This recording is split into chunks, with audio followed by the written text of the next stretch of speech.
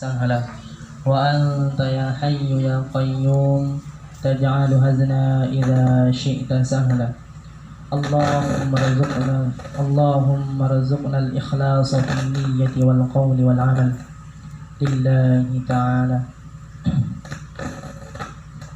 Hadirin jamaah yang dirahmati Allah Subhanahu wa taala, sebagaimana kita ketahui, semalam kita membahas masalah bab tentang fikih, toharoh dan sholat.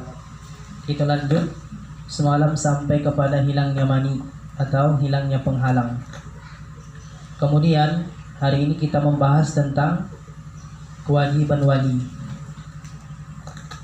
Qala al-muallif rahimahullah, faslun yajibu ala wali was-sabi was-sabiyyati wal-mumayyizaini ay ya'muruhuma bis-salati wa yu'allimuhuma ahkamaha ba'da 7 sinina wa yaqribuhuma ala tarkiha ba'da 10 sinina kasawmin ataqah, wa yajibu alaihi aydan ta'limuhuma ma yajibu alaihima wa ma yahrumu. Saya jelaskan secara ringkas saja. Jadi sama seperti halnya kita berpuasa kemarin, itu ada kewajiban seorang wali. Misalnya kalau nanti kita sebagai orang tua, ataupun kita sebagai kakak, ataupun kita sebagai ibu daripada anak-anak atau ayah daripada anak-anak. Jadi apa kewajiban wali? Yaitu menyuruh anak laki-laki dia ataupun anak perempuan dia untuk sholat 5 waktu sebagaimana kita ketahui. Kemudian mengajarkan mereka kepada meninggalkan perkara yang haram. Itu satu. Yang kedua, melaksanakan apa-apa yang wajib. Jadi ini merupakan wajib bagi seorang wali. Kemudian wajib bagi wali di sini yaitu apabila anak tersebut masih kecil, telah berumur 7 tahun dan telah mumayyiz, maka ini memerintahkan mereka untuk sholat. Hanya sekedar perintah saja. Kemudian mengajari mereka tentang sholat, hukum-hukum sholat. Itu. Kalau dia sampai dia kepada umur 10 tahun, kita ringkas saja. Kalau sampai umur dia sampai kepada 10 tahun, maka wajib bagi wali menyuruh anak tadi sholat dengan dipukul kalau tidak mau sholat. Pukul yang di sini maksudnya apa? Pukul yang memukul dia dengan pukulan yang memahamkan. Bukan dengan suka-suka hati kita memukul dengan misalnya membuat dia sakit sampai pula masuk rumah sakit kan. Tapi pukullah dia dengan pukul yang memahamkan. Artinya sehingga dia jowo, jerah dan akan melaksanakan sholat. Kemudian kita jelaskan bahwasanya sholat ini merupakan rukun Islam. Jelaskan semacam itu. Apa kegunaan sholat nanti kita bahas. Sebagaimana Rasulullah Sallallahu Alaihi Wasallam bersabda di dalam hadisnya, Bismillahirrahmanirrahim, muru awladakum bis salati wa hum abna'u sab'i sinina wadribuhum 'alaiha wa hum abna'u 'ashrin wa farriqu bainahum fil madaji'. Rawahul Abu Daud. Jadi hadis ini diriwayatkan oleh Abu Daud. Rasulullah mengatakan, perintahkan anak-anak kalian untuk melaksanakan sholat apabila sudah mencapai umurnya 7 tahun. Dan apabila sudah mencapai umurnya 10 tahun, maka pukullah dia apabila tidak melaksanakan sholat. Dan pisahkan mereka dalam tempat tidurnya. Artinya apa? Memang Rasulullah Shallallahu Alaihi Wasallam menganjurkan kepada kita kalau semisal nanti kita punya anak, karena sebagaimana kita ketahui perempuan merupakan guru pertama atau ibu itu guru pertama, madrasah pertama bagi anak-anak dia. Maka ini diajarkan masalah sholat, itu harus disuruh. Kalau tidak mau, kalau anak tadi sudah sampai 10 tahun tidak mau dia sembahyang, tidak mau sholat, maka pukul. Bukan pukul di sini, bukan suka-suka hati kita sampai pula dia berdarah-darah misalnya kan. Kita pukul tapi dengan pukulan yang memahamkan. Sekedar jowo aja. Tuh. Kemudian Ahlus Sunnah mengatakan wajib di sini bagi para wali mengajarkan pokok-pokok akidah kepada anak, yaitu mengenalkan Allah dan Rasulnya, mengajarkan hal-hal yang diwajibkan dan hal-hal yang diharamkan. Itu dah.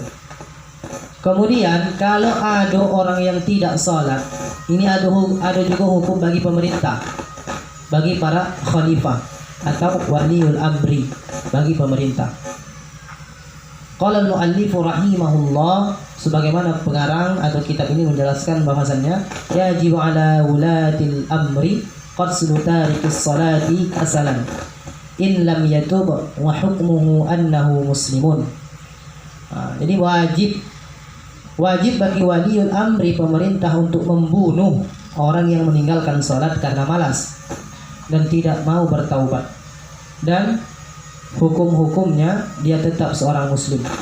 Jadi gini, misalkan ada seorang pemerintah, ini kita kan di pemerintahan sekarang jarang ada pemerintah itu menganjurkan untuk sholat 5 waktu. Tetapi di zaman Rasulullah Shallallahu Alaihi Wasallam jelaskan dalam kitab ini, yaitu wajib bagi pemerintah itu untuk memerintahkan masyarakat untuk sholat 5 waktu. Untuk sholat 5 waktu. Apabila nanti ketemu orang yang tidak mau sholat setelah disuruh oleh pemerintah, sholat kamu, kan? Tidak mau, maka dia katakan malas, kata dia kan, saya tidak mau sholat, saya malas. Perkataan ini maka khalifah wajib membunuhnya. Itu dalam kitab ini. Jadi wajib bagi khalifah membunuh dia. Ketika dia mati, dibunuh, misalkan dibunuh, maka hukum bagi orang yang dibunuh tadi itu tetaplah muslim. Itu. Inilah kewajiban yang dianjurkan oleh Imam Syafi'i dalam kitabnya. Ini dalam menurut mazhab Imam Syafi'i. Kemudian wajibu ala kulli muslimin amru ahlihi biha wa qahruhum wa ta'limuhum wa arkanaha wa syurutaha wa mubtilatiha wa kulli man qadara alaihi min ghairihim. Dan wajib bagi setiap muslim memerintahkan keluarganya untuk melaksanakan salat dan memaksa mereka melakukan salat serta mengajari mereka rukun-rukun salat, syarat-syaratnya dan hal-hal yang membatalkannya. Dan wajib memerintahkan hal itu kepada setiap selain keluarganya jika ia mampu. Jadi kita nih yang muslim, maka wajib kita memerintahkan keluarga kita, mengatakan kepada mereka ini rukun salat, ini syarat salat, maka salatlah kalian. Kemudian selain di dalam keluarga kita sendiri, maka wajib pula bagi kita menyuruh untuk sholat kepada tetangga-tetangga kita. Kalau kita mampu, kalau tak mampu, udah ingkari dengan hati, biarkan saja. Karena tetangga-tetangga kita, kawan-kawan kita selain itu kewajibannya sebetulnya bagi pemerintah. Tapi sekarang, zaman sekarang ini pemerintah sudah tidak peduli lagi untuk menganjurkan mereka untuk sholat. Itulah. Maka banyak orang itu meninggalkan sholat. Padahal di zaman Rasul sendiri, yang namanya sholat, kalau tidak ada yang hendak sholat karena malas, maka wajib dibunuh. Wajib dia dibunuh. Inilah masalah sholat. Kemudian hukum orang yang meninggalkan sholat itu dirinci lagi atau dibagi menjadi 2. Yang pertama, muslim yang fasik jika dia meninggalkan sholat karena malas. Jadi kalau ada orang meninggalkan sholat karena dia malas, maka hukum bagi dia adalah orang fasik. Orang fasik ini adalah orang yang bermaksiat kepada Allah Subhanahu wa Ta'ala. Yang kedua, hukum orang yang meninggalkan sholat, yang kedua adalah kafir jika dia meninggalkan sholat karena mengingkari kewajiban sholat. Jadi kata dia, kewajiban sholat itu diingkari dia, tak ada itu sholat, tak ada syariat mengatakan sholat. Maka dia bisa terjadi kepada kekufuran. Na'udzubillahi min dzalik. Kalau hanya sekedar mengatakan malas saja kata dia, maka dia tidak sampai kepada kekufuran, tetapi dia jatuh kepada kefasikan. Itu hukumnya menurut mazhab Imam Syafi'i. Kemudian bagi penguasa, yaitu ulul amri, itu tadi yang saya jelaskan tadi, wajib membunuh orang yang meninggalkan sholat karena malas, meskipun hukumnya tetap muslim. Jadi yang namanya membunuh, hadnya bunuh dilaksanakan setelah orang tersebut diperingatkan. Jadi kalau ada pemerintah dia katakan begini, kamu sholat, diingatkan begitu sampai 2 kali, tetapi totok menolak, totok dia tidak mau, maka tidak juga mau dia bertobat, maka wajib bagi khalifah. Artinya pemerintah di sini khalifah, khalifah karena zaman sekarang kan tidak ada bagi khalifah kan, maka tidak ada kewajiban untuk membunuh lagi. Kalau pada zaman Rasul itu adanya khalifah, Rasul, Abu Bakar, Umar, Ali, Utsman. Maka itu dimaksudkan dengan khalifah sampai kepada tabi'in yang ada namanya khalifah, maka wajib dibunuh. Kadang kita banyak yang tak tahu kan, sepele meninggalkan yang namanya salat 5 waktu. Kemudian had bunuh bagi orang yang meninggalkan salat karena malas adalah sebagai kafarah. Artinya setelah dibunuh di akhirat dia tidak akan disiksa dengan salat tersebut. Rasulullah sallallahu alaihi wasallam bersabda, al-hududu kafarat. Had adalah kafarah atas dosa. Jadi kalau sudah dia meninggalkan salat, dibunuh oleh khalifah, maka dosa salat tadi di akhirat nanti tidak akan dibahas, hilang dosa dia. Tapi kalau sekarang kebanyakan uang meninggalkan salat, ketika nanti dihisab maka banyak dosa-dosa tentang meninggalkan salat tadi. Kemudian pelaksanaan dari had atau bunuh tadi, orang yang meninggalkan salat dan had lainnya adalah hak penguasa atau yang mewakilinya. Tidak setiap orang boleh melakukannya. Jadi artinya di sini yang boleh membunuh tadi, yang boleh menjatuhkan hukum bunuh itu hanya khalifah. Sekarang tak ada khalifah lagi.